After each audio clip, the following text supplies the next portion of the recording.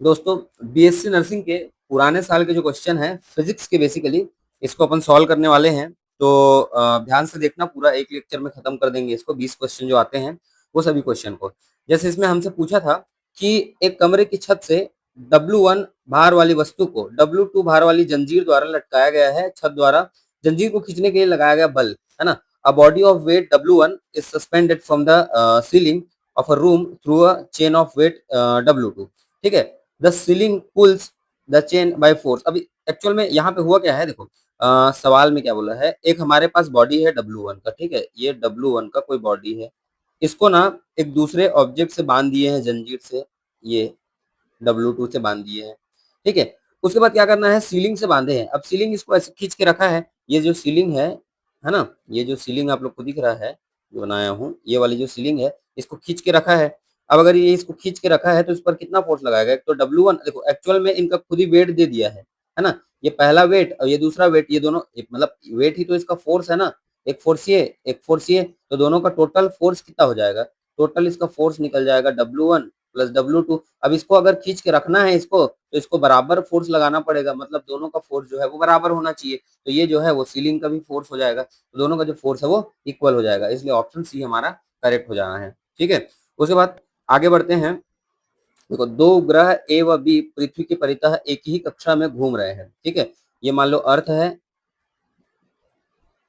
अब अर्थ जो है उससे रोटेट कर रहे हैं ये एक सैटेलाइट है ए, एक दूसरा सैटेलाइट है बी। अगर ये दोनों घूम रहे हैं तो और बी का द्रव्यमान ए के द्रव्यमान का 2 गुना है। ठीक है। इसका जो मास है, मास ऑफ बी, यहाँ पे लिख देता हूँ, मास ऑफ बी है ना, वो डबल है मास ऑफ ए के। ठीक है। सवाल क्या पूछा था, ए बी की चाल समान है पहला, अच्छा तब क्या होगा। ठीक है। रिवॉल्व कर रहा है ये दो जो है सैटेलाइट जो है ना। तो speed of A and B are equal, A and B की चाल समान होगी। देखो, यहाँ पर अगर कोई प्लेनेट, सॉरी कोई सैटेलाइट अगर ऐसे घूमता है तो उनकी जो स्पीड होती है वी, इसका आप लोग को पता होगा, ये होता है Gm/r, एक फॉर्मूला। इसको जब हम कन्वर्ट करते हैं तो ये आता है स्मॉल में स्मॉल gr, है कि नहीं। देखो जी कांस्टेंट लगना है, रेडियस अर्थ के लिए दोनों सेम है ना, तो ये दोनों कांस्टेंट होगा, तो मेरे ख्याल से ये भी कांस्टेंट होगा। तो यहाँ पे स्पीड जो है वो सेम आ जाना है। ए बी के चाल पहला ही क्लियर है ना। और दूसरा क्या बोला है, पृथ्वी प्लस ए की स्थितिज ऊर्जा वही है जो पृथ्वी प्लस बी की, मतलब अर्थ और ये दोनों का एनर्जी जो है वो सेम हो रहा है। एनर्जी ना मास पे डिपेंड करता है, मास अलग अलग है ना, तो एनर्जी अलग अलग होगा। तो ये तो गलत है, एनर्जी ये भी गलत है, ये भी एनर्जी की बात है ना। तो ऑप्शन ए हमारा यहाँ पे करेक्ट हो जाएगा। आगे बढ़ते हैं। हाँ, यहाँ पे क्या बोला है, स्तंभ एक और स्तंभ दो को मिलाना है, दोनों कॉलम मैच करना है। ए में क्या बोला है, धनात्मक बिंदु आवेश के कारण विद्युत बल रेखा है, और दूसरा बोला है ऋणात्मक के कारण। देखो, अपने को पता है प्लस के कारण जो इलेक्ट्रिक फील्ड लाइन जो होती है ना, वो रेडियली ऐसे बाहर निकलती है, ऐसे त्रिज्यीय रूप से बाहर निकलती है ना। और वही माइनस के कारण अगर हम बात करें तो माइनस के कारण ऐसे अंदर आता है, माइनस के कारण अंदर आएगा ऐसे। ठीक है। तो ये होगा, तो त्रिज्यीय अंदर की तरफ देखो, ए का लगेगा, सॉरी एक मिनट रुकना, ए जो है वो बाहर जाएगा पॉजिटिव के कारण, है ना, पॉजिटिव के कारण त्रिज्यीय बाहर की ओर, मतलब ए का हो जाएगा क्यू और बी का हो जाएगा पी। ए क्यू बी का पी, पहला ऑप्शन ए क्यू बी का पी। ठीक है। आगे बढ़ते हैं। देखो, एक चुंबक का चुंबकीय आघूर्ण m है, यदि उसे अर्धवृत्ताकार रूप में मोड़ा जाए, अब उसका चुंबकीय आघूर्ण क्या होगा। ठीक है। सेमी सर्कल में मोड़ देंगे, ध्यान से समझना। देखो, एक ये मैग्नेट है, ये जो मैग्नेट है नॉर्थ साउथ, है ना, इसका मैग्नेटिक मोमेंट m, m बराबर होता है एक स्मॉल m इंटू दोनों का बीच का लंबाई, दोनों के बीच का लेंथ, ये l। जहाँ पे m जो है उसको क्या बोलते हैं, इसको ध्रुव प्राबल्य बोलते हैं, है ना, इसको ध्रुव प्राबल्य बोला जाता है। ठीक है। पोल स्ट्रेंथ, पोल स्ट्रेंथ बोलते हैं। अब अगर इसको पोल स्ट्रेंथ बोलते हैं तो एम इंटू एल, एल क्या है पता है, ये जो एल है ना, ये दोनों इसके और इसके नॉर्थ और साउथ के बीच का डिस्टेंस। अब इनको ऐसे सर्कल में मोड़ दिए अपन, इसी को ऐसे सर्कल में मोड़ दिए, तो ये हो गया नॉर्थ, ये हो गया साउथ। अब सर्कल में मोड़ दिए तो ध्यान से देखना, ये स्मॉल एम तो नहीं बदलेगा, तो जो नया वाला एम आएगा, एम डैश बोल रहा हूँ उसको मैं, ये आएगा स्मॉल एम इंटू दोनों के बीच का डिस्टेंस। अब ध्यान से सुनो, जब इसको मोड़ रहे हैं तो मान लो इसका जो रेडियस है, इसकी जो त्रिज्या है वो आर है। अब ध्यान से सुनना, तो ये वाला भी आर हो जाएगा और ये वाला भी आर हो जाएगा, यानी कि ये दोनों पोल के बीच में, ये दोनों पोल के बीच में डिस्टेंस यानी कि दूरी कितना हो गया, ये हो गया 2r। मतलब शुरू में एल था और रेडियस को आर कर दिए तो ये हो जाएगा 2r। ठीक है, एल और आर में रिलेशन बस निकालना है अपने को। अब ध्यान से सुनो, ये पूरा सेमी सर्कल में घुमा हुआ है। अगर ये सेमी सर्कल में घुमा हुआ है, शुरुआत में इसकी लंबाई एल है, तो इसकी जो पूरी लंबाई है वो कितना निकलेगा? पूरा सर्कल अगर घूमता तो ये होता 2 पाई आर। कितना होता? 2 पाई आर। लेकिन ये आधा हुआ है ना, तो आधा में आधा और कर दो, तो टू टू कट गया, तो इसकी जो लंबाई है वो निकलेगी पाई आर। अब ध्यान से सुनो, तो पाई आर अगर निकला है तो आर की वैल्यू कितना हो जाएगा? ये हो जाएगा एल बाई पाई। ठीक है, बस आर की वैल्यू पुट करो तो ये हो जाएगा एम, स्मॉल एम एक्चुअल में, स्मॉल एम, ये एम डैश निकल रहा है ना, स्मॉल एम इंटू टू, और आर की वैल्यू कितना? L by pi. ठीक है, एल बाई पाई। देखो एम इंटू एल की वैल्यू बड़ा एम, ये वाला देखो एम इंटू एल बड़ा एम, तो यहाँ से हो जाएगा कितना? ये 2/पाई बाहर निकाल दो और ये हो जाएगा बड़ा एम, मतलब 2m/पाई। ठीक है, तो 2m/पाई ऑप्शन नंबर डी। ठीक, ऐसे करके निकालना है, आगे बढ़ जाओ। देखो क्या बोला है, रेडियो एक्टिविटी और radio active sample decreases 1/3 of its original value in 3 days। 3 दिन में क्या होता है, अपने ओरिजिनल वैल्यू का 1/3 कम हो जाता है वो। ठीक है, एक रेडियोधर्मी नमूने की सक्रियता 3 दिन में घटकर अपने प्रारंभिक मान का 1/3 रह जाता है। 9 दिन के पश्चात एक्टिविटी क्या होगी? देखो 9 दिन के बाद क्या होगा बोल रहा है, तो एक काम करो ना, 3 दिन का डेटा दिया हुआ है तो 9 को बांट लो ना। शुरू का देखो, एक 3 दिन, फिर एक 3 दिन, फिर एक 3 दिन। अब देखते जाओ, शुरू वाले 3 दिन में 1/3 हो रहा है, दूसरे वाले में कितना हो जाएगा? ये हो जाएगा 1/3 कभी 1/3, मतलब ये हो जाएगा दूसरे दिन 1/9। अब तीसरे वाले में क्या हो जाएगा? तीसरे वाले में हो जाएगा 1/9 का भी 1/3, तो कितना हो जाएगा? 1/27, मतलब ऑब्वियस बात, शुरू 3 दिन में 1/3, दूसरे 3 दिन में, 9 दिन को 3 बार 3 3 में बांटेंगे, तो पहला वाला 3 दिन 1/3, दूसरा 3 दिन 1/3 का 1/3 1/9, और उसके बाद तीसरे वाले में 1/3 1/9 का 1/3 कितना हो जाएगा? 1/27। ठीक है, तो ये वाला सही हो जाएगा। उसके बाद 26, चित्रानुसार दीवार चिकनी, ये जो दीवार है वो स्मूथ है बोल रहा है, परंतु ए बी की संपर्क सतह खुरदुरी है। एक मिनट थोड़ा जूम करने दो इसको। ये जो वॉल है, ये जो वॉल जिसमें है ये स्मूथ है, ये वॉल स्मूथ है, और ये दोनों के बीच में फ्रिक्शन है बोल रहा है। ठीक है, संतुलन में ए के कारण बी पर लगने वाला घर्षण के बारे में बोला है, ए और बी। अब देखो इस पर फोर्स लगा रहे हैं हम इस डायरेक्शन में, इस पर फोर्स जो है वो इस डायरेक्शन में लगा रहे हैं, तो इस डायरेक्शन में अगर फोर्स लगाएंगे तो देखते जाना, दोनों का जो वेट है, कि ए और बी का जो वेट है वो नीचे करेगा, इसका भी वेट, इसके दोनों की तरफ ग्रेविटी तो एक्ट करेगी ना, दोनों का वेट अगर नीचे है तो देखो, अगर इसको इस तरफ हम दबा रहे हैं तो दीवार में दबा हुआ है, मतलब ये जो ऑब्जेक्ट है ना वो हॉरिजॉन्टल ना इक्विलिब्रियम यानी कि साम्यावस्था में रहेगा, टोटल हॉरिजॉन्टल फोर्स जो रहेगा ना वो जीरो होगा। ठीक है, इधर इधर मूव नहीं करेगा, ये इधर मूव नहीं करेगा ना इधर मूव नहीं करेगा। ठीक है, लेकिन वर्टिकल में उसको रोकने के लिए कुछ नहीं है, तो वर्टिकल में क्या होगा? वर्टिकल में नीचे की तरफ ग्रेविटी के कारण इस पर mg लगेगा, और अगर mg लगेगा तो ऑब्जेक्ट नीचे गिरने का चांसेस है। तो फ्रिक्शन, फ्रिक्शन के बारे में अगर बोला है तो फ्रिक्शन कैसे लगेगा? देखो इसको इस तरफ लगा रहे, फ्रिक्शन का लेना देना नहीं है। ठीक है, नेट हॉरिजॉन्टल में तो कोई काम नहीं हो रहा है, लेकिन वर्टिकल में तो गिर सकता है ना, तो ऊपर की तरफ फ्रिक्शन, नीचे की तरफ फ्रिक्शन गलत है, जीरो भी गलत है। यहाँ पे देखो निकाय संतुलन में ये सही है सबसे। ठीक है, the system can not remain at equilibrium, क्योंकि इसको रोकने के लिए कोई चाहिए। उसके बाद 3 आवेशित अनंत पत्रकों को एक्स वाई तल में अनुदिश चित्रानुसार समांतर रखा गया है, जिनका आवेश घनत्व प्रदर्शित बिंदु पी पर क्षेत्र है। पहले में क्या बोला है? 3 तो प्लेट रखा है, प्लेट, ये प्लेट ना, इसको थोड़ा सा मैं बना रहा हूँ, देखो ये ऐसे एक्स वाई में रखे हैं, तो ना ये प्लेट ऐसे है, ये एक प्लेट, ये दूसरा प्लेट, ये तीसरा प्लेट। ठीक है, अब देखो 3 प्लेट है, यहाँ पे पूछा है पी पर। देखो पहले प्लेट पे जेड मतलब डिस्टेंस ही दिया है और कुछ नहीं, पहले प्लेट से 3a की दूरी पर, दूसरे प्लेट से 0 पर, है ना, और तीसरे प्लेट से -a इस तरफ है, लेफ्ट तरफ, इसीलिए ऐसा है। तो देखो यहाँ पे जो इलेक्ट्रिक फील्ड होता है, विद्युत क्षेत्र ई, है ना, ये होता है σ/2 एप्सिलॉन नॉट, और ये दूरी पे डिपेंड नहीं करता। तो यानी कि पहला वाला प्लेट को यहाँ बना रहा हूँ मैं, इस पे है प्लस सिग्मा चार्ज डेंसिटी यानी कि आवेश घनत्व, तो इसमें है -2 सिग्मा, और इसमें है माइनस सिग्मा। अब इतना लग रहा है तो देखो इसका निकाल लो, इसका निकाल लो, इसका निकाल लो, है ना, ऑल्दो उस पर तो डिपेंड ही नहीं कर रहा है ना, दूरी पे कितनी दूरी है, तो बस कोई दिक्कत नहीं।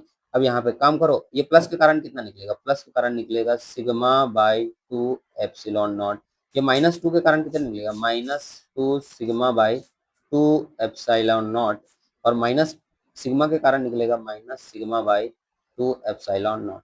इसको सॉल्व कर लो तो मतलब कहने का मतलब ये तो खत्म हो गया, ये बस बच गया, -2 σ/2 एप्सिलॉन नॉट।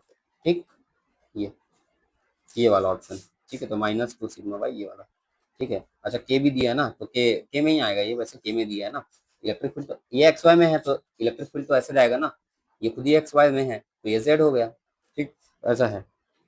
तो क्वेश्चन नंबर 28 में हमसे क्या पूछा है, इसमें पूछा है 28 में कि चित्रानुसार दिए गए परिपथ में ए और बी के मध्य तुल्य धारिता कितनी है। ठीक है, ए और बी के बीच जो है इक्विवेलेंट कैपेसिटेंस पूछना। जैसे पहले वाले में एक है, दूसरे वाले में दो है, चार है, मतलब इस टाइप से बढ़ रहे हैं। मतलब इसमें एक ठो, दो ठो, चार ठो, फिर आठ, फिर 16, इस टाइप से। मतलब देखो अब सभी आपस में पैरेलल जुड़े हुए हैं ना, ये उसके साथ ये, उसके साथ ये, उसके साथ और आगे आगे ऐसे बढ़ते जा रहा है ये। तो मतलब इनफाइनाइट सीरीज वाला केस है ये। इसमें करना क्या है, देखो जैसे कि ये चार चार किसमें सीरीज में जुड़े, सीरीज में अगर सेम सेम जुड़ते हैं तो सी इक्विवेलेंट जो होता है ये होता है सी बाई एन। ठीक है, सी क्या है, एक का, तो एक का कितना है, वन वन वन ऐसे जा रहा है, और एन मतलब टोटल कितने, टोटल है 4, सी बाई एन से 1/4। जैसे ये कितना आ जाएगा, इसमें सी आ जाता है, एक मिनट कलर चेंज कर देंगे, ये हो गया। इसमें सी जो है वो कितना आ जाएगा, इसमें आ जाएगा 1 एक का अपॉन कितने, टोटल 2। ठीक है, इसमें कितना है सी 1, टोटल कितने हैं 1। तो इस टाइप से सीरीज जा रहा है, कैसे जा रहा है। उसके बाद ये पैरेलल है ना, 1/1, 1/2, 1/4, ये सब पैरेलल में है। और आपस में पैरेलल का क्या होता है, पैरेलल में डायरेक्ट जुड़ता है ये, मतलब ऐसे 1, सॉरी 1/1, मतलब 1 प्लस 1/2 प्लस ये वाला 1/4 प्लस उसके आगे 1/8, 1/16, इस टाइप से ये बढ़ते जाता। अगर ये स्टेप से बढ़ते जाता तो ये देखो ये एक वो प्रोग्रेस बन गया इनफाइनाइट सीरीज वाला, है ना। इनफाइनाइट सीरीज वाला प्रोग्रेस जो होता है ना, उसका ये होता है फॉर्मूला, जैसे पूरा अगर निकालोगे तो, है ना, क्या होता है उसका, ए इक्वल टू होता है, सॉरी, इसका जो सम होता है टोटल ना, एस, ये होता है ये ए अपॉन 1 माइनस आर। ठीक है, जिसमें ए क्या होता है, फर्स्ट टर्म, पहला वाला टर्म एक है, अपॉन 1 माइनस बढ़ती कितना जा रहा है, आर जो होता है ना वो कितना बढ़ते जा रहा है, रेशियो होता है, कॉमन रेशियो। जैसे कि देखो 1/1, 1/2, 1/4, मतलब सब में 1/2 बढ़ते जा रहा है। देखो 1/2 बढ़ाए, इसमें ऊपर किए तो 1/4 हुआ, इसमें 1/2 किए 1/8 हुआ, देखो इसमें 1/2 किए 1/16 हुआ, तो मतलब ये 1/2 होगा एक्चुअल में, ऐसा है।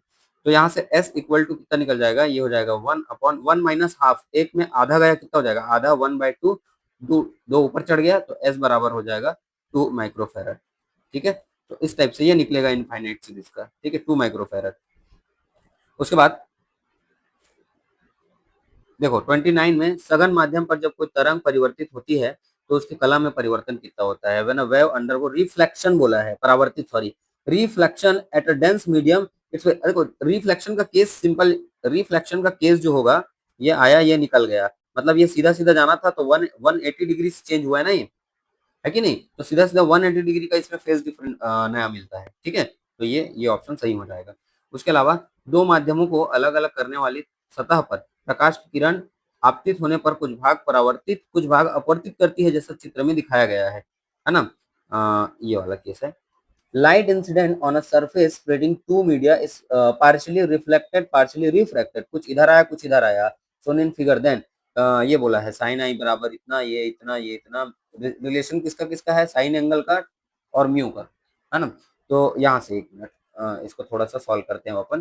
ध्यान से डायग्राम को थोड़ा सा फोकस करना। देखो यहाँ पे ना डायग्राम में स्नेल्स लॉ क्या है, स्नेल्स लॉ के बिना काम नहीं बनेगा। जो स्नेल्स लॉ है, स्नेल्स लॉ क्या होता है, इस तरफ का म्यू यानी कि म्यू 1 इंटू इधर का साइन, इधर का साइन आई, बराबर उस तरफ का म्यू, है ना, अंदर का म्यू इंटू इधर का साइन, साइन। अब अच्छा इधर का एंगल निकालना पड़ेगा अपने को। इधर का एंगल कैसे निकालेंगे, तो थोड़ा सा देखो ये वाला एंगल चाहिए अपने को, ये वाला, क्योंकि रिफ्लेक्शन हुआ है ना यहाँ पे, तो ये वाला एंगल निकालना है अपने को। थोड़ा जूम कर रहा हूँ मैं, ये वाला एंगल की अपने को जरूरत है। अच्छा एक बात सुनो, ये एंगल है मान लो आर, है ना, यही तो चाहिए, इधर यहाँ पे आर आएगा ना, तो यहाँ पे देखो आर प्लस ये 90 बोला है, 90 प्लस, एक मिनट सॉरी, ये खैर आ रहा है, ये भी आ रहा है, मतलब ये जो है अगर टोटल वो हुआ है मान लो, टोटल इंटरनल रिफ्लेक्शन मान लो हुआ है, सीधा आके रिफ्लेक्शन हुआ है ना, तो ये एक्चुअल में आई के बराबर हो जाएगा। तो ये जो आर लिखा हूं ना मैं, यहाँ पे नहीं था इसलिए है, तो कोई दिक्कत नहीं है, आर इसको इसको खुद ही दिया है ना वो आर, तो दिक्कत नहीं है, तो इसको आई के बराबर ले लो, क्या दिक्कत है। आई, ये 90 और ये हो गया आर, इज इक्वल टू कितना हो जाएगा, इज इक्वल टू हो जाएगा 180 डिग्री। ठीक है, 180 डिग्री। तो ध्यान से देखो, तो I plus R equal to हो जाएगा 180 माइनस 90। तो I plus R equal to हो जाएगा 90। तो यहाँ से R इक्वल टू आ जाएगा 90 माइनस I। ठीक है, सो यहाँ से वैल्यू को यहाँ पुट कर देंगे, तो इधर का μ1 इंटू इधर का साइन आई इक्वल टू इधर का μ2, और ये हो जाएगा साइन आर के जगह 90 माइनस आई, 90 माइनस आई। तो इधर से हो जाएगा μ1 साइन आई बराबर इधर μ2, और ये हो जाएगा साइन 90 माइनस थीटा क्या होता है, कॉस थीटा, तो साइन 90 माइनस आई हो जाएगा कॉस आई। ठीक है, अब एक काम करो, कॉस को इधर ले आओ, तो साइन आई बटे कॉस आई, मतलब ये साइन आई बटे cos I equal to μ2 by μ1, तो ये हो जाएगा टेन आई। तो tan I equal to μ2 by μ1, tan I equal to μ1 by μ2 है, ये नहीं आएगा, तो ये तो नहीं आया है। एक काम करते हैं ना, साइन का टर्म दिया ना, देखो टेन दिया है, टेन, तो यहाँ से साइन निकालने की कोशिश करते हैं। देखो टेन आई इतना दिया है ना। अब टेन आई अगर इतना दिया हुआ है तो समझो ये है टेन आई। तो एक काम करते हैं ना अपन, टेन आई क्या होता है, लंब बटे आधार, है ना, परपेंडिकुलर बाई बेस। परपेंडिकुलर ये इतना, बेस ये इतना। हाइपोटेनियस निकाल सकते हैं क्या, कर्ण निकाल सकते हैं। कर्ण क्या हो जाएगा, ये इसका स्क्वायर प्लस इसका स्क्वायर, तो h बराबर निकल जाएगा रूट में μ1 का स्क्वायर प्लस μ2 का स्क्वायर, μ1 स्क्वायर प्लस μ2 स्क्वायर। काम हो गया। अब साइन आई लगाओ, एक h निकल गया, तो अब साइन आई कितना निकलेगा, साइन आई निकल जाएगा तुम्हारा perpendicular by hypotenuse, perpendicular μ2 by hypotenuse ये μ1 स्क्वायर प्लस μ2 स्क्वायर। ठीक है, ये इतना, ये वाला, तो ये वाला पहला वाला ऑप्शन देखो। ठीक है, पावर रूट को पावर हाफ लिखा है ना, तो पहला वाला ऑप्शन हमारा करेक्ट हो जाएगा इससे। ठीक है, कुछ नहीं किए, इधर का आर निकाले, आर को ये सिमेट्री के साथ करके आर को निकाले, आर को सीधा स्नेल के लॉ में लगा दिए, स्नेल लॉ लगा के टेन निकाल लिए, टेन से साइन निकाल लिए, फिर आ गया। आगे बढ़ो, एक वस्तु का अक्ष ए व बी के परितः जड़त्व गुण आई ए आई बी है। ठीक है, एक ऑब्जेक्ट है, ठीक है, उसमें दो एक्सिस है, कैसा है पता नहीं है, उसके अराउंड जो मोमेंट ऑफ इनर्शिया जड़त्व गुण है आई ए आई बी है, अक्ष ए वस्तु के द्रव्यमान केंद्र से होकर गुजरता है। ठीक है, एक मिनट इसको बनाने दो। ये कोई ऑब्जेक्ट है, उसमें ए जो है इसको पास करके जा रहा है, ए पास करके जा रहा है, बी के बारे में अभी कुछ बात नहीं है। ठीक है, अगर बी ना इसका पैरेलल होता, तो एक बात पहले बता दूं, हाँ बी के बारे में ये पूछा है, आई इसका बोला है आई ए, और बी जो है ऐसा कहीं जा रहा है, मतलब पैरेलल जरूरी नहीं है जा रहा है। ठीक है, तब क्या पूछा है, बोला है तब बी अगर नहीं जा रहा है तो I A is less than I B से आई ए बड़ा होगा। देखो ये हमेशा जरूरी नहीं है। ठीक है, आई बी से बड़ा हमेशा कब होगा बताऊं, जब ना इसका पैरेलल हो, मतलब ये जो बी एक्सिस जो ग्रीन लाइन में है ना, ये अगर दोनों समांतर हो, पैरेलल हो, है ना, तभी ये सेंटर ऑफ मास से पार कर रहा है, ये इसके पैरेलल है, तभी बी की वैल्यू बड़ा हो पाएगा। ठीक है, उसके अलावा यदि आई ए जो है वो हम ए से बी से छोटा होगा तो अक्ष समांतर हो जाएगा, है ना। और दूसरा बोला है, उससे क्या बोला है, यदि अक्ष समांतर है तो हाँ एक मिनट, ये दोनों जो स्टेटमेंट दिख रहा है ना, इसका थोड़ा सा इसके भाव को समझते हैं अपन। देखो पहला स्टेटमेंट में क्या बोला है, अगर आई बी बड़ा है, ये वाला इसका जो आई बी आएगा वो बड़ा है आई ए से, तब पैरेलल हो जाएगा। ये जरूरी नहीं है, अगर बी को मैं इधर रख दूंगा ना, इस तरफ दूर में रख दूंगा, या बी को ऐसे इधर तिरछा रख दूंगा ऐसे, तो भी आई बी जो है वो बड़ा हो सकता है। तो ये जरूरी नहीं है आई बी बड़ा है तो, लेकिन अगर दोनों पैरेलल है, अगर ए और बी दोनों पैरेलल है, ए और बी दोनों एक्सिस पैरेलल है, तो हमेशा आई बी को बड़ा होना पड़ेगा, ये जरूरी है। ये बात सही है, क्यों सही है, क्योंकि देखो अगर कोई दो एक्सिस, मान लो ये सेंटर ऑफ मास के अबाउट है, तो मोमेंट ऑफ इनर्शिया समांतर अक्ष प्रमेय क्या बोलता है, पैरेलल एक्सिस प्रिंसिपल क्या बोलता है, आई अबाउट बी जो आएगा वो कितना आएगा, आई अबाउट ए, है ना, प्लस इसका मास और दोनों के बीच का डिस्टेंस का स्क्वायर इतना आता है कि नहीं। तो आई भी तो बड़ा है ना, देखो ना आई में कुछ जोड़ने के बाद जो है वो मिल रहा है, तो ऐसा है। ठीक है ना, समझना। उसके बाद 32, एक minute, an increasing current in following through wire P, P Q में करंट को बढ़ा रहे हैं as shown in figure, the direction of induce current at coil A and B coil A, coil B, एक में clockwise, anti clockwise, no current और no current induce. यहाँ पे देखो ध्यान से सुनना, तो इसको निकालने के लिए ना देखो ये पी क्यू है, इसमें हम करंट फ्लो करा रहे हैं। अब करंट फ्लो करा रहे हैं तो इसके लिए ना आप लोग को थंब रूल लगाना होता है। ठीक है, कौन सा रूल लगाना पड़ता है? Thumb rule. ठीक है, थंब रूल में क्या करते हैं, थंब को इस डायरेक्शन में रखते हैं और घुमाते हैं, तो ए की तरफ जो करंट आएगा ना, ए की तरफ जो करंट आएगा वो कैसा आएगा, वो बाहर की तरफ आएगा, बाहर की तरफ ऐसे, और बी की तरफ जो करंट आएगा वो अंदर की तरफ आएगा। अब ध्यान से सुनो, जो इंड्यूस करंट होता है, जो प्रेरित धारा होती है ना, उसकी खासियत क्या है? इधर देखो बाहर, इधर देखो अंदर, उसकी खासियत क्या होती है बताऊं? उसकी खासियत होती है कि वो बढ़ते हुए करंट में देखो इंक्रीज कर रहा है ना, तो उसको घटाने का कोशिश करता है, और अगर डिक्रीज करता है उसको बढ़ाने का काम करता है। तो ध्यान से सुनो, अगर ये बाहर आ रहा है तो ये बाहर आ रहा है, इसका मतलब इसमें करंट जो है, ध्यान से समझना, ठीक है, तो इसमें जो करंट है वो अभी जब ये बढ़ रहा है तो इसमें जो करंट है उसको घटाने का काम करेगा। देखो अगर बाहर निकल रहा है मान लो, तो बाहर कब निकलता है? जब एंटी क्लॉकवाइज घूमता है। बाहर कब निकलता है? जब एंटी क्लॉकवाइज घूमता है। और अंदर कब होता है? जब क्लॉकवाइज जाता है। ठीक है, क्लॉकवाइज आता है, लेकिन अब दिक्कत यह है कि क्लॉकवाइज एंटी क्लॉकवाइज में कब जाएगा? जब ये कम होगा। समझ पा रहे हो? अब इसको ना रोकने का काम करेगा, तो इंड्यूस करंट ना जस्ट इसका उल्टा चलता है। ठीक है, ये एंटी क्लॉकवाइज है तो ये क्लॉकवाइज चलेगा, और ये क्लॉकवाइज है तो एंटी क्लॉकवाइज, मतलब ऊपर ए की तरफ चलेगा क्लॉकवाइज, ए की तरफ चलेगा क्लॉकवाइज, और बी की तरफ चलेगा एंटी क्लॉकवाइज। ए का पी, बी का क्यू। ठीक है, ए का पी, बी का क्यू।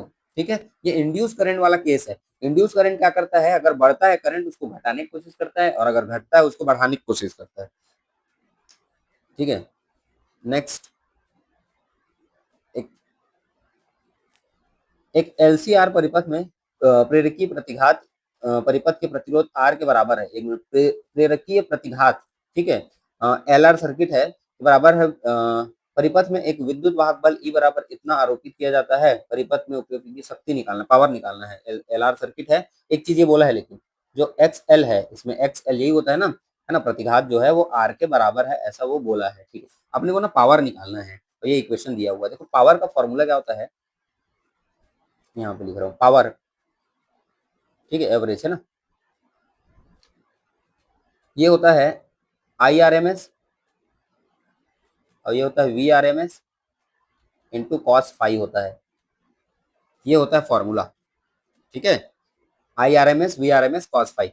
अब एवरेज पावर कैसे निकलेगा? देखो आई आर एम एस को तो हम निकाल सकते हैं I equal to V by R, है ना, आर की जगह जेड, और वी आर एम एस निकल सकता है V nought by root two. ठीक है, इक्वेशन में तो निकल सकता है यार। देखो ध्यान से देखो, ये ई बराबर दिया हुआ है ई नॉट कॉस ओमेगा टी, ये है peak voltage.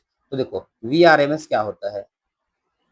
We R M S होता है पीक पीक वोल्टेज, ये वाला ई नॉट बाई रूट टू, ये निकल गया वी आर एम एस। ठीक है, आई आर एम एस के पीछे पढ़ो, या इधर निकाल रहा हूँ ना मैं, आई जगह बचाने के लिए आई आर एम एस कितना हो जाएगा? I equal to V by Z, I equal to V by R होता है ना, वी बाई आर, तो ये वी हो गया, मतलब V R M S upon Z,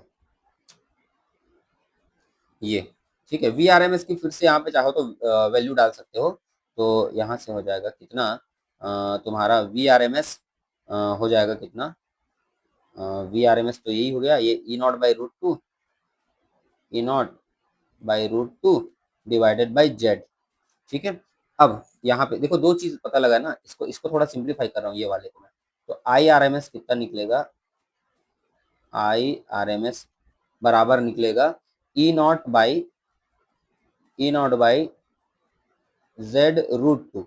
ठीक है, जगह चाहिए यार, जेड रूट टू। ठीक है, ये अभी देखो, एक तरफ ये मिला है वी आर एम एस, एक तरफ ये मिला है आई आर एम एस। ठीक है, ये दो चीज अभी फिलहाल अपने को मिला हुआ है।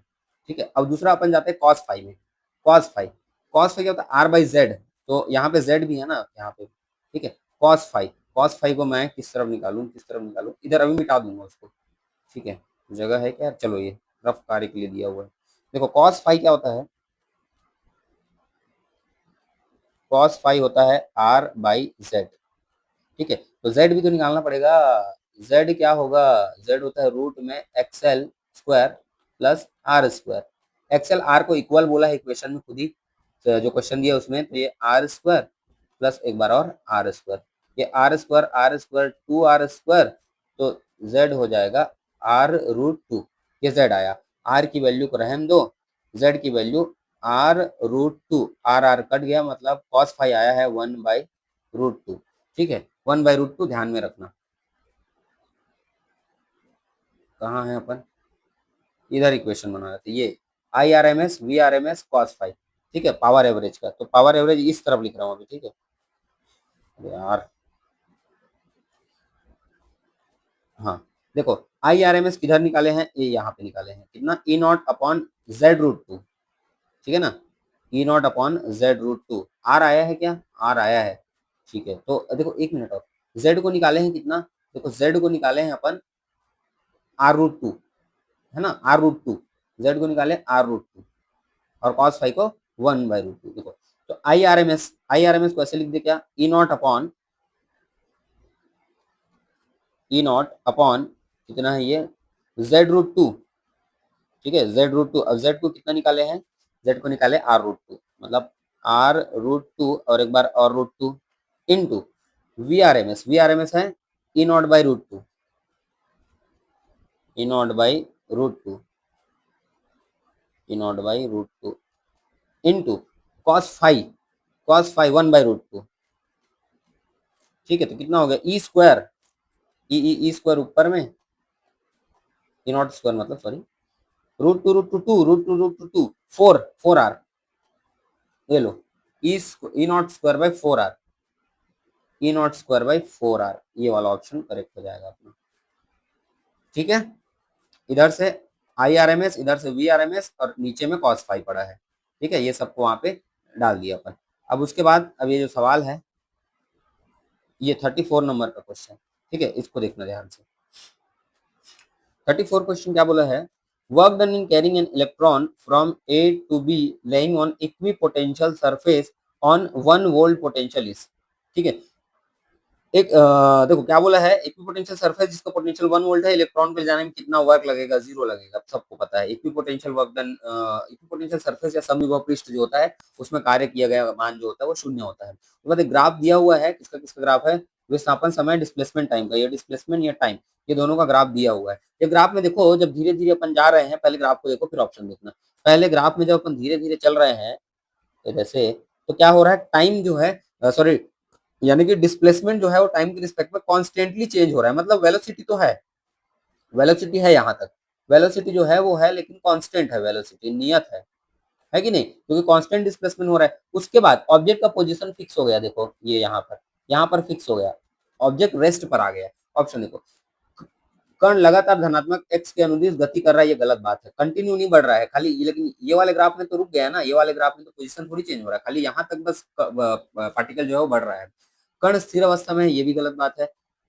कण T0 तक कण का वेग बढ़ रहा है और उसके बाद वेग स्थिर हो जाता है, नहीं, यहाँ पे वेलोसिटी कंटिन्यू बढ़ नहीं रहा है, यहाँ पे डिस्प्लेसमेंट बढ़ रहा है, वेलोसिटी कांस्टेंट है। T0 तक स्थिर वेग से गति है और उसके बाद कण रुक जाता है, ये बिल्कुल सही बात है, फोर्थ वाला डी, ठीक है। उसके बाद 36, सीधे लंबे कॉपर तार में विद्युत धारा प्रवाहित हो रही है, ठीक है। उस सीधे तार से 5 सेंटीमीटर की दूरी पर चुंबकीय क्षेत्र का मान बी है, सीधे तार पर 20 सेंटीमीटर की दूरी पर चुंबकीय क्षेत्र क्या होगा, an electric current passing through a long straight copper wire at distance 5 centimetre, ठीक है। ये बोला है, ठीक है, from straight wire the magnetic field, मतलब बी है 5 सेंटीमीटर पर, बी है द मैग्नेटिक, 20 सेंटीमीटर पर क्या होगा, ठीक है। 5 सेंटीमीटर पर बी है, 20 सेंटीमीटर पर कितना हो जाएगा, देखो लॉन्ग वायर के कारण जो मैग्नेटिक फील्ड आता है बी, ये पता होगा तुम लोग को, μ0/4 पाई कितना होता है जी, 2I/A, ठीक है। जहां पे μ0/4 पाई कांस्टेंट है, ए वो दूरी है, आई जो है वो करंट है। करंट, देखो करंट क्या बोला है, करंट जो है वो क्या बोला है, कांस्टेंट है, ठीक है। करंट जो है वो कांस्टेंट है, बस पॉइंट को बढ़ा रहे हैं। यहाँ से एक चीज समझो कि जो बी आ रहा है मैग्नेटिक फील्ड, ये इनवर्सली प्रोपोर्शनल है ए के, ए को बढ़ाओ तो कम होगा, मतलब B1, ये A1 का हो गया, और B2 के केस में क्या हो जाएगा, B2 के केस में हो जाएगा डिस्टेंस A2, मतलब समझो ना, इसको B बोल दो और इसको B2 निकालना है। A1 शुरू में ये दिया हुआ है 5 सेंटीमीटर, ये दिया हुआ है 20 सेंटीमीटर, ये तो सवाल है। तो बस एक काम करो, अगर प्रोपोर्शनल है, इनवर्सली प्रोपोर्शनल, तो हम लिख सकते हैं B1/B2 equal to 1/A upon 1/A, sorry 1/A2, शुरू वाला 1/A1 अपॉन ये 1/A2। तो कहने का मतलब A2 ऊपर चढ़ेगा, A1 नीचे आ जाएगा, इनवर्सली प्रोपोर्शनल है ना। B1 दिया है B1 दिया है B, B2 हमें निकालना है। अब A2 है 20 सेंटीमीटर और ये दिया है कितना 5। ठीक है, ये इससे कट जाएगा 4 बार में। B2 को उधर भेजो, इसको इधर ले आओ, तो हो जाएगा B/4 इक्वल टू B2। तो कितना आया B/4 मतलब ऑप्शन नंबर बी। ठीक है, ये होगा 37। In a conductor, semiconductor and insulator the forbidden energy gap are E1 E2 E3 respectively which. चालक, अर्धचालक और कुचालक के वर्जित ऊर्जा अंतराल क्रमशः E1 E2 E3 है, इनमें से कौन सा सही है, ये बोला है। ठीक है, अब देखो ध्यान से सुनो, अगर इंसुलेटर कोई होता है, इंसुलेटर है ना, इंसुलेटर यानी कि कुचालक, तो उसमें एनर्जी गैप बहुत दूर होता है। ठीक है, बहुत दूर मतलब ये बड़ा होता है 6 इलेक्ट्रॉन वोल्ट से, पता है ना, 6 इलेक्ट्रॉन वोल्ट से। ठीक है, और सेमीकंडक्टर में बीच में होता है और कंडक्टर में तो आपस में ऐसे चिपका हुआ होता है। तो E3 सबसे ज्यादा होगा, उसके बाद E2, उसके बाद E1। ठीक है, तो पहला ऑप्शन सही हो जाएगा अपना। ठीक है, क्वेश्चन नंबर 38 में देखो, 38 क्या बोला है, दिए गए ग्राफ आवृत्ति के लिए, ये जो ग्राफ है ना डायरेक्ट उठाए हैं। ठीक है, डायरेक्ट एनसीईआरटी का ग्राफ है। देखो यहाँ पे जो स्टॉपिंग पोटेंशियल, ये ना स्टॉपिंग पोटेंशियल है, पता है। ठीक है, रोधिका विभव, तो इधर फ्रीक्वेंसी है। देखो जिसका ग्राफ ज्यादा पीछे गया ना, उसका फ्रीक्वेंसी उतना ज्यादा है। ठीक है, ज्यादा पीछे तो 03 जो है वो ज्यादा पीछे गया है, तो 03 की फ्रीक्वेंसी ज्यादा है, मतलब ये थर्ड में की फ्रीक्वेंसी को क्या बोला है, न्यू 3, फिर न्यू 2, फिर न्यू 1। ठीक है, जो ज्यादा पीछे गया उसकी फ्रीक्वेंसी ज्यादा, तो ऑप्शन नंबर सी करेक्ट हो जाएगा अपना। ठीक है, उसके बाद क्या बोला है, दो तार ए व बी एक ही पदार्थ से बने हुए हैं। ए की लंबाई L, व्यास R है, जबकि बी की लंबाई 2L और व्यास R/2 है। दोनों तारों को समान बल लगाकर खींचा जाता है, तो तार ए की लंबाई में वृद्धि और बी की लंबाई में वृद्धि का अनुपात।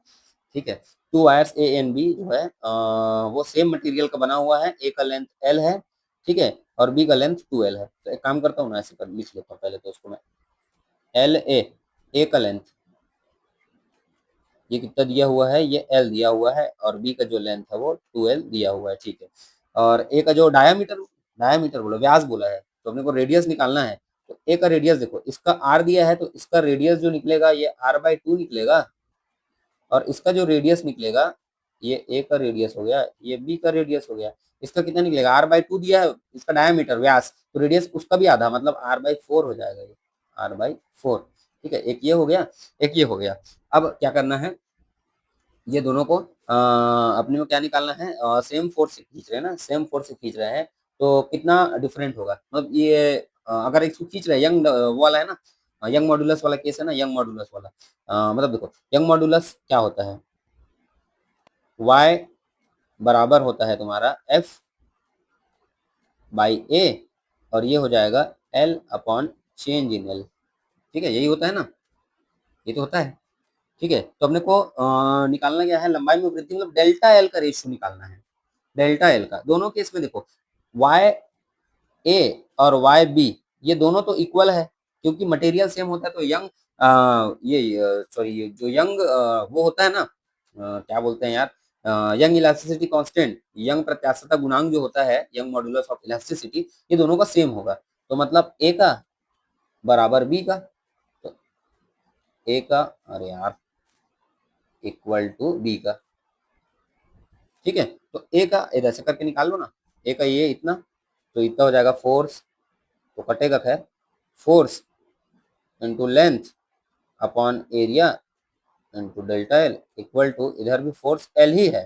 ठीक है, अच्छा लेंथ को चेंज कर दूं क्या, लेंथ को देखो, शुरू में लेंथ इसका एल है, इसको 2L कर देता हूँ, शुरू वाला लेंथ को 2L हो गया, डिवाइडेड बाई एरिया, एरिया इसका A1 कर देता हूँ, इसका A2, क्योंकि एरिया अलग अलग होगा, और इसका डेल्टा L1 कर देता हूँ, इसका डेल्टा L2 कर देता हूँ, डेल्टा L2। ठीक है, शुरू में कौन छोटा वाला दिया है ना, तो L1 ऊपर रहेगा, ध्यान देना।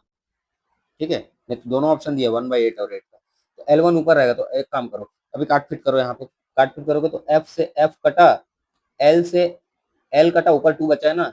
अब यहाँ पे देखो, यहाँ से क्या बचा, 1/एरिया, पहले वाले का हो जाएगा πr², क्योंकि वायर है ना, और ये हो जाएगा डेल्टा L1। दूसरे वाले का कितना हो जाएगा, 2 ऊपर में है, डिवाइडेड बाई ये हो जाएगा पाई, इसका R² चेंज करेंगे अभी R को, और ये हो जाएगा डेल्टा L2।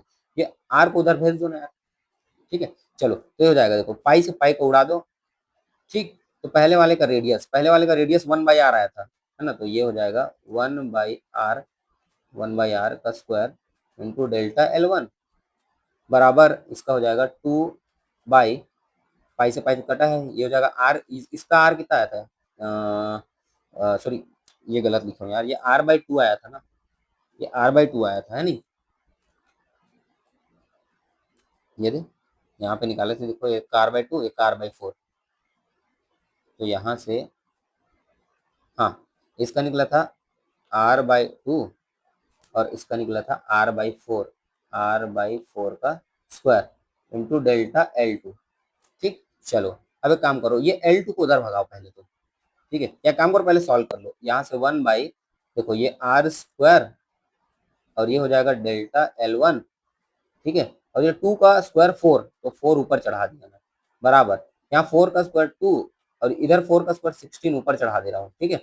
ये हो जाएगा आर का स्क्वायर, ये पावर 4 गलत लिख दी हूँ, स्क्वायर है ना, स्क्वायर इंटू डेल्टा L2, ठीक है। अब यहाँ से देखते जाओ, ये 4 है ना, तो आर स्क्वायर से आर स्क्वायर को उड़ाओ, तो 4/डेल्टा L1 बराबर 16 दूनी 32, ये हो जाएगा डेल्टा L2, इससे कटेगा 4 से 8 बार में, L2 ऊपर 8 नीचे, तो L2 उधर जाकर ऊपर हो जाएगा, सॉरी L1 उधर जाकर ऊपर हो जाएगा, तो delta L1 by delta L2 32, sorry 8 जो है इधर आके नीचे आ जाएगा, तो 1/8, ठीक, तो 1/8, 1/8 ये वाला होगा, ठीक है। छोटे वाले को ऊपर में रखना क्योंकि पहले दिया है वो। उसके बाद क्वेश्चन नंबर 40 क्या दिया है, यहाँ पे देखो, in the following circuit the potential at point B C and the value of resistance R, ये दिया है, देखो क्या दिया है, समझो इसको, किरचॉफ लॉ वाला केस हो गया ये, है ना। देखो यहाँ का पोटेंशियल बी का, सी का पोटेंशियल और इसका रेजिस्टेंस कितना होगा बोल रहा है, ठीक है। एक काम करेंगे, 3 पार्ट में इसको काटो, इसको ना 3 पार्ट में काट दो, एक भागिए एक भागिए एक भागिए, ठीक है। तो ऐसे करेंगे अपन, इसको बोल देते हैं पार्ट 1, इसको बोल देते हैं पार्ट 2, इसको बोल देते हैं पार्ट 3। पार्ट 1 में देखो बी का पोटेंशियल, बी का पोटेंशियल माइनस इसका पोटेंशियल 10 बराबर है, देखो अर्थिंग मतलब पोटेंशियल जीरो होता है, बराबर जीरो होना पड़ेगा ना, जीरो, तो वी बी जो है वो निकल गया 10, किस्सा खत्म, ठीक है। बी का पोटेंशियल 10, शुरू में जो 10 ऑप्शन आया मतलब ये वाला ऑप्शन हमारा सही हो सकता है, ये हो सकता है, ये गलत होगा, ये गलत होगा, ठीक है। पहले बी का बोला है ना, अब सेम काम यहाँ पे कर लो, यहाँ पे कर लो, यहाँ पे सी का पोटेंशियल, ध्यान से सुनना, पोटेंशियल सी का, उसके बाद ये रेजिस्टेंस का पोटेंशियल, रेजिस्टेंस का पोटेंशियल क्या होता है, आई आर, आई है 1 और आर है कितना 4, बराबर कितना 0, 0, है ना, तो वी सी का पोटेंशियल कितना निकलेगा 4, ठीक है। तो 10 और 4, 10 और 4 इसमें भी है इसमें भी है, दोनों हो सकता है, ठीक है। सी का पोटेंशियल भी निकला 4, ठीक है, मतलब ये भी सही हो सकता है, ये भी सही हो सकता है। अब इसमें चलो, इसमें चलो ध्यान से, देखो पोटेंशियल बी का, अब सेकंड वाले में चल रहे हैं ना, बी का पोटेंशियल, ठीक है। उसके बाद इसका पोटेंशियल, मतलब बी से चल रहे हैं मान लो, देखो बी का पोटेंशियल और इसका पोटेंशियल माइनस, करंट, और अगर जैसे चल रहे हो वो और करंट की दिशा सेम होती तो माइनस लेते हैं, माइनस ये हो जाएगा आई आर, इसका पोटेंशियल आई आर बराबर, लास्ट में पहुंच रहे हैं हम सी पे, सी का पोटेंशियल कितना निकाले थे 4, सी का पोटेंशियल 4 निकाले थे ना 4, बी का पोटेंशियल 10 माइनस आई आर बराबर 4, तो कितना हो जाएगा, आई आर को उधर भेजो 10, 4 को इधर, तो 10 माइनस 4 बराबर आई आर, तो ये हो जाएगा 6 बराबर आई आर, करंट तो 1 एम्पियर चल रहा है, 6 है ना, हाँ करंट तो 1 एम्पियर चल रहा है, तो 1 रख दो, मत रखो, एक ही मतलब है, मतलब रेजिस्टेंस आया 6 ओम, ठीक है, कितना आ जाएगा 6 ओम, तो 10 4 6, है ना, तो 10 4 6, ये वाला ऑप्शन, ऑप्शन नंबर सी हमारा करेक्ट हो जाएगा, ठीक है। किरचॉफ लॉ का एप्लीकेशन है ये, ठीक है। तो ये आपको समझ में आया होगा, अगर इसमें कुछ डाउट है, कुछ दिक्कत है, तो इसको एक बार कमेंट करना, या लिखावट नहीं समझ आया होगा तो बाकी मैं बोला हूँ तो साथ साथ नोट्स करते जाना, तो मतलब समझ में आ जाएगा, ठीक है। बाकी भी जल्दी ले आऊंगा, एंड ऑल द बेस्ट।